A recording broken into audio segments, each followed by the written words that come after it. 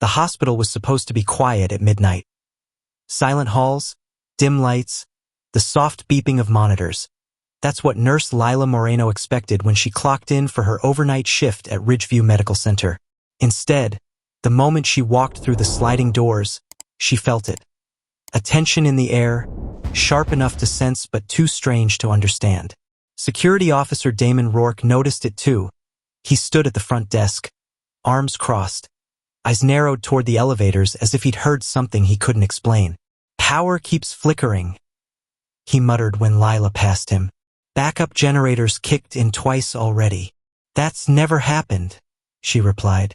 "Exactly." The elevator dinged.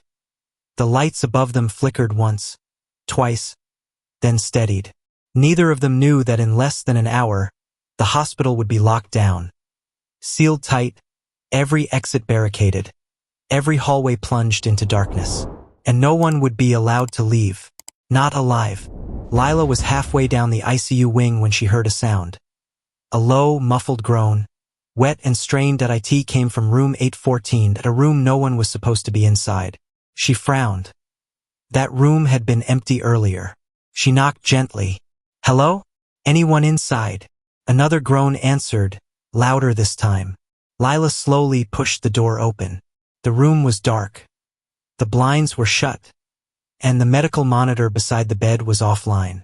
Then she saw him. A man lying on the mattress, drenched in sweat, chest rising and falling in sickening, uneven jerks.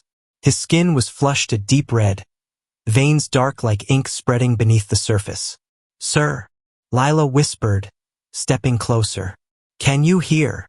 The man's eyes snapped open. Pitch black.no pupils.no focus. Just void. He lunged. Lila stumbled back, slamming the door and racing into the hallway. Damon came running. "What happened?" "There's someone in 814. I don't know who. He's burning up, shaking. He shouldn't even be here." Damon didn't ask questions. He drew his baton and approached the door. But before he touched it, all the lights in the ICU went out. Instant black. The emergency sirens came next. A chilling voice echoed through the speakers. Biohazard protocol engaged. All floors entering lockdown. Secure all doors immediately. The metallic thud of sealing gates echoed down the hall. And then the hospital truly went silent. Red emergency lights flickered along the walls, painting everything in blood-colored pulses. Damon's radio blared. "Security to all units. Do not open any sealed doors. Unknown infection detected. Repeat, unknown infection." Static drowned out the rest. Lila's breathing shook. "What infection? There's nothing in the records." "Doesn't matter," Damon said. "We're getting you somewhere safe." But safe didn't exist anymore. Down the hall, 6 other doors slammed shut on their own, metal shutters dropping like guillotines. Then they heard the scream. Room 814. A deep, tearing howl that didn't sound human anymore. Something slammed against the inside of the door so hard it dented outward. Lila grabbed Damon's arm. "We need to get out of this hallway. Now." They ran. They reached the surgical wing just as the last emergency gate dropped behind them, sealing them inside a maze of dark corridors. Damon pushed a wheeled cart against a door. Lila pressed her back to the wall, trying to calm her shaking hands. "What's happening to that man?" she whispered. Damon didn't answer immediately. Instead, he pulled out a keycard level 4 clearance. Lila stared. "I didn't know security had access beyond level 2. "We don't," Damon said quietly. "Not normally." She frowned. "Then why do you?" The floor above them shook violently. Something heavy crashed, metal twisting, glass shattering. Lila froze. Damon lowered his voice. "There's something the administrators never told the staff. Something I wasn't supposed to know." He turned toward her. "Whatever is happening, it started here." An overhead vent rattled. Dust fluttered down. Then a low, choking cough echoed from the far hallway. Lila turned. "Oh God!" A nurse staggered into view, her colleague Melanie. Clutching the wall, her skin turning the same dark, branching black Lila had seen in the man from room 814. "Melanie?" Lila gasped. Melanie lifted her head. Her eyes were turning black. "Stay back," Damon barked. But Melanie collapsed before she reached them. Lila rushed forward on instinct. Damon pulled her back. "Don't touch her." "But she's infected." Lila's eyes filled with tears. "What is this?" Damon exhaled shakily. "It's not a virus. Not like the ones you know." She turned sharply. "What are you saying?" He hesitated, then spoke. "This hospital has a restricted sublevel. They've been testing a regenerative serum. Something that rewires the nervous system. Something unstable." Lila stared at him in horror. "And it got out?" "No," Damon said.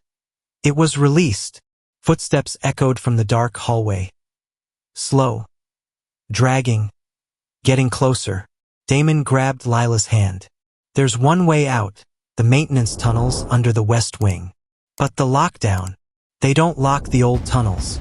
Nobody remembers they exist." The footsteps grew louder. A soft, wet breathing joined them like something hungry. "Run," Damon whispered. They sprinted through the darkened wing, turning corner after corner, emergency lights flickering behind them.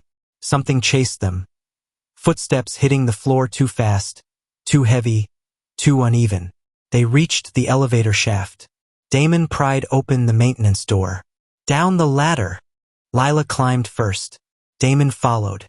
Just as he stepped onto the ladder, a hand slammed against the shaft opening above them. Black veins. Bloodied fingers. Red eyes now glowing. The infected patient from 814 stared down the shaft at them, snarling like an animal. Lila screamed. "Go!" Damon shouted. "Down!" They dropped to the bottom and raced into the tunnels. The tunnels were cold, silent, rusted with age. But ahead, a metal service door. Their way out. Damon reached for the handle. Lila held her breath. He turned it. Nothing. Locked. "No," Lila whispered. Footsteps echoed behind them, fast and feral. Damon pushed Lila behind him. "I'll hold him off. When I say run." "No," she sobbed. "You're coming with me." He looked at her, eyes softening. "I wasn't completely honest. I volunteered for this shift because I knew something was coming. I overheard the administrators. They said someone needed to stay behind long enough to get the staff out." Her eyes widened. "You're immune." "No," he said. "I'm expendable." The footsteps thundered closer. "Damon, please." He pressed her hand. "I'm glad I wasn't alone tonight." The infected creature burst into the tunnel. Damon charged. "Run!" Lila screamed as she sprinted down the tunnel, tears blurring her eyes, just as a second door opened on its own. A backup failsafe. She stumbled through it into the cold night air, and collapsed on the ground outside as alarms wailed behind her. The hospital went dark. Damon's voice echoed faintly from the tunnels. Then silence. Lila sat in a quarantine interrogation room. Government officials questioned her. "Did anyone else escape?" "No." "Did you see the origin of the infection?" "No." "Did you touch any infected individuals?" "No." Finally, the security officer, Damon Rourke. "Is he alive?" Lila swallowed hard. "He saved my life." The officials wrote something down, then handed her a document stamped. "Classified, do not disclose." As she left the room, she looked out the window. The hospital was still sealed, still dark, still humming with something beneath the surface. And somewhere deep inside, something moved.